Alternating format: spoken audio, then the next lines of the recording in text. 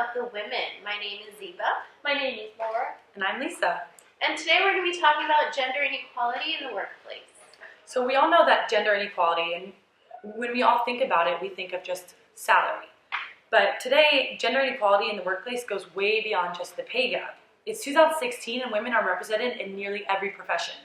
Sexual discrimination and harassment are not just happening to secretaries, cocktail waitresses, and other hourly wage staff. It's happening to high-level executives as well.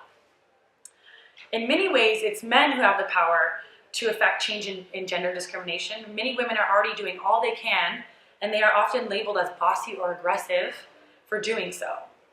So here we have a couple statistics. Like 59% of women feel that they have fewer opportunities because of their gender.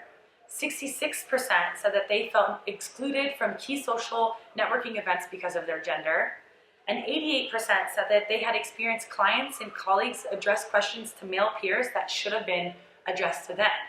But Ziba, what do you think about that? How do you feel about that? What do you have to say?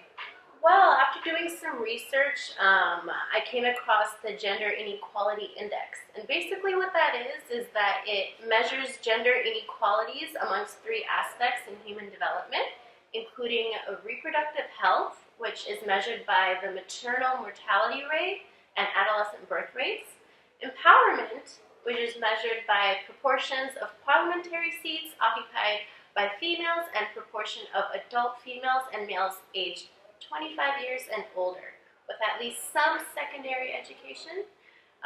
Lastly, it's measured by economic status, which is expressed as labor market participation and measured by labor force participation rate of female and male populations aged 15 years and older. The interesting thing about the Gender Inequality Index is it is built to expose differences in the distribution and achievements between women and men. The GI Index sheds new light on the position of women in over 155 countries. It yields insights in gender gaps in major areas of human development. The component indicators highlight areas in need of critical policy intervention and stimulates proactive thinking and public policy to overcome systematic disadvantages amongst women. So Laura, what do you have for us as in questions today? First, we have Dylan. He's a representative from Google. And Dylan, how do you feel about the statistics that Lisa talked about before?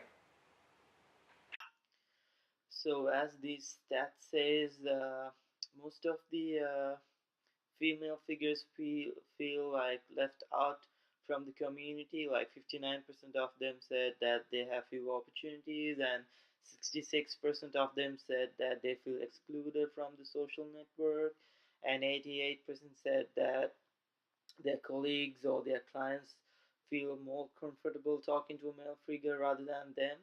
So I think the issue for this is like it all depends on your workplace. For example, whether it's an office environment or whether it's a workshop environment. For example, let's just say that you want to get your car fixed, and first thing that comes to your mind is a male engineer rather than a female one. I think so. The best solution for this is that females should have more leadership roles in companies. This way, it will prevent female figures from thinking that they are excluded from the social network, or they have fewer opportunities. And then again, but if it's a car company, I'm guessing like most of the male figures choose motor engineering rather than female figures. So I guess it would mean that they have more knowledge of these kind of things. So like I said, it all depends on your work environment. So I think the both parties should be educated about what they could do and what's more suitable for them.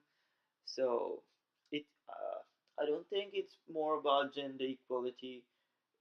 It's more about the work environment and what's more suitable for you.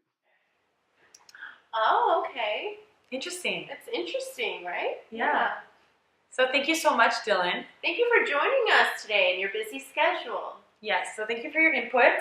And Laura, who else do you have for us today? So our next guest is going to be Elodie, and she's from Apple. She works for Apple, and the question is going to be, what do you think is the biggest obstacle for gender equality in the workplace today, as we talked before about it? Thanks, Laura.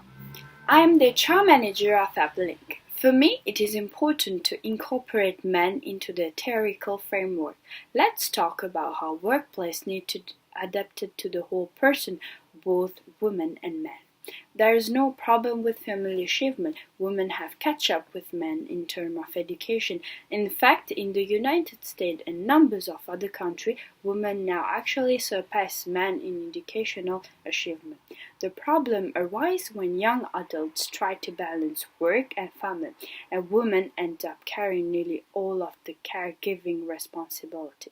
If women put many more hours into this household activity than men, this greatly disadvantages women in workplace. It is unrealistic to expect gender equality if workplace demand that women be available all the time. Thank you. Bye. Last but not least, who do we have? Our last guest is going to be Yassine from Atlantic Record. Thank you for joining us, Yassine. So 39% of men believe that the country has reached equality in the workplace and that further efforts should cease. What do you think about? Do you agree about that or not? Just tell us.